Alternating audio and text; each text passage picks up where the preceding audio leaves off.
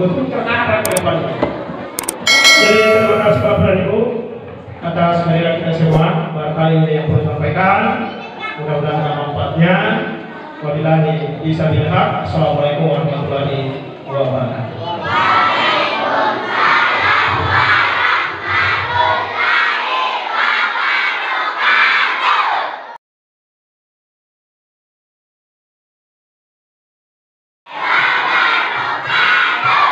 Selamat pagi dan salam sejahtera untuk kita semua.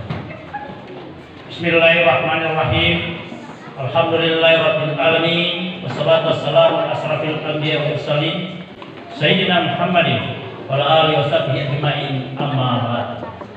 Subhanallah walhamdulillah wa la ilaha illallah wallahu akbar. Dan yang saya muliakan, yang saya hormati dan saya banggakan, Ustaz Abdul Hamid, sarjana pendidikan Islam. Syukur alhamdulillah kita haturkan kehadirat Allah Subhanahu wa taala, Tuhan yang Maha Kuasa atas limpahan rahmat dan karunia-Nya, sehingga di pagi hari ini yang penuh berkah ini dalam keadaan sehat walafiat bisa hadir di tempat ini dalam rangka menghadiri Maulid, memperingati Maulid Nabi besar Muhammad sallallahu alaihi wasallam. Serta salam kita curahkan kepada baginda Rasulullah Muhammad SAW, Nabi yang memberikan kita suri teladan, membimbing kita di jalan yang benar, jalan ahlul karimah, dan tanpa pula kita mengirim salam kepada keluarganya, para sahabatnya. Semoga di akhir nanti kita dapat pertemukan dengan beliau dan mendapat syafaat darinya. Bapak Ibu yang saya hormati, saya berdiri di sini untuk memberikan sambutan sekaligus motivasi kepada anak-anakku yang saya cintai, yang saya banggakan, bahwa Maulid Nabi Muhammad SAW itu adalah suatu momentum untuk bagi kita untuk senantiasa mengingat kisahnya dan meneladani kisah itu. Namun perlu saya sampaikan kepada anak-anak saya yang saya banggakan, tema yang kita angkat ini adalah keteladanan, mencontoh keteladanan Rasulullah. Untuk mencontoh keteladanan Rasulullah Muhammad SAW itu, karena kita sudah tidak melihat secara faktual, secara langsung kehadiran beliau, tetapi kita hanya membaca kisah-kisahnya, baik dalam Al-Quran maupun dalam hadis atau buku-buku yang lain. Sengaja saya bawa buku ini, kita perlihatkan kepada adik-adik semua. Ini buku sebalnya 600 halaman lebih. Ini buku yang paling laris terjual di dunia, dan ini diteliti dari 3.000 peneliti, dan ini dari orang India. Dia keluar sebagai pemenang untuk menyusun sejarah Nabi Rasul Nabi Muhammad SAW ini. Mengapa saya bawa itu? Untuk memberikan kepada anak-anak saya untuk rajin membaca. Intinya ini, bacalah sejarah Nabi, baca dari tema Nabi dan Rasul itu. Saya bawa ini buku tebalnya 16 halaman. Ini harganya itu bisa tidak salah 300.000 lebih. Tapi ini buku yang paling terbaik di antara sekian buku tentang sejarah Rasulullah SAW. Laris sekitar 2 juta buku. Dia bestseller, penjualan terbesar. Jadi intinya saya tekankan kepada anak-anakku rajin membaca. Itu saja. Rasulullah Muhammad SAW itu hadir, diutus oleh Allah Subhanahu Wa Taala di dunia ini. Yang pertama diberikan itu adalah ikra, baca. Bagi memang kita suruh untuk membaca buku, membaca kejadian, membaca fenomena, itu intinya. Seorang bangsa yang cerdas, seorang bangsa yang maju, anak-anak semua yang dicintai tidak bisa kita rajin membaca. Jadi intinya membaca, rajin maju masuk perpustakaan, kurangi main di medsos. Tak usah main, kurangi main game, walaupun jangan main game. Main game itu anak-anak membuat kita malas. Orang malas tidak pernah sukses. Lebih baik gantikan dengan membaca, baca kisah-kisah para nabi dan rasul. Banyak buku di perpustakaan, banyak waktu saya di rumah jabatan saya ada 400 guru lebih. Banyak datang anak di sana. Malah rencana saya Pak sekolah saya memang ini masih beban saya ini membuat perpustakaan dan literasi di Bogor. Saya masih dalam proses membuat proposalnya. Karena untuk memajukan suatu masyarakat intinya itu belajar dengan membaca.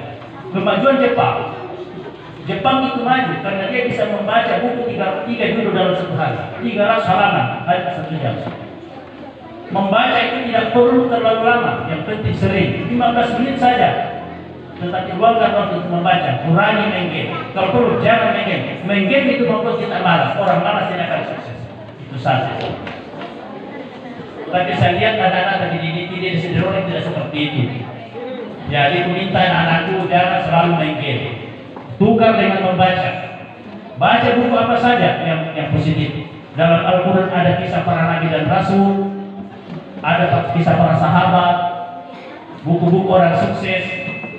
Baca itu, jangan melihat bahasa ini baru SD.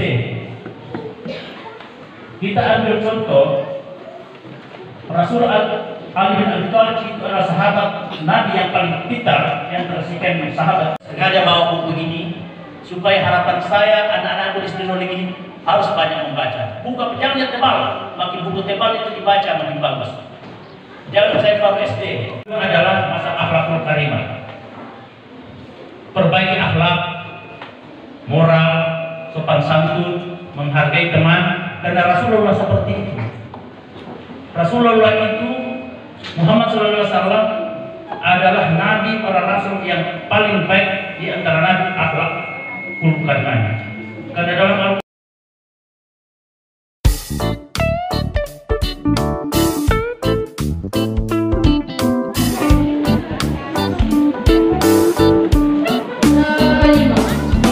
ceramah agama yang akan disampaikan oleh Bapak Ustadz Abdul Hamid SPDI. Kepada Bapak dengan hormat disilakan. Allah Subhanahu wa taala fi kitabil karim, a'udzu billahi minasyaitonir rajim. Ya ayyuhalladzina amanu taqullaha haqqa tuqatih wa la tamutunna illa wa antum muslimun.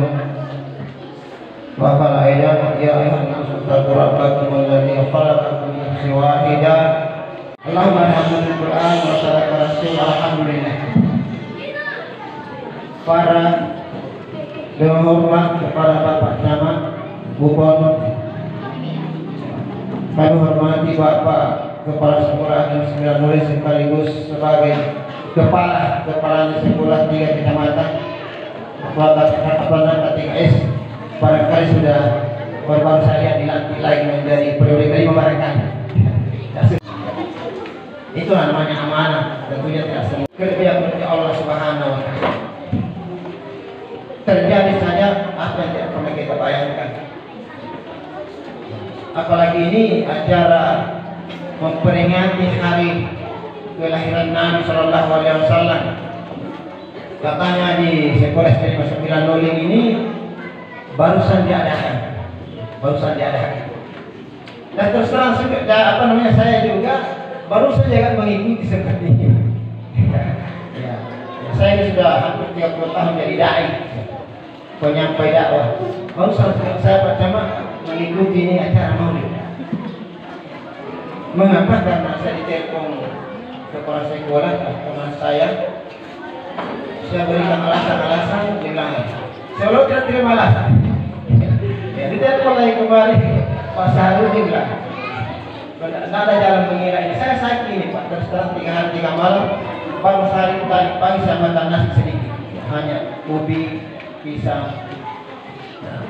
Jangan sebenarnya mereka Allah Subhanahu wa taala mengapa ini sangat penting ya. Barangkali saya terinspirasi dengan salah satu sabda Rasulullah bahwa khairukum mayyurja khairu.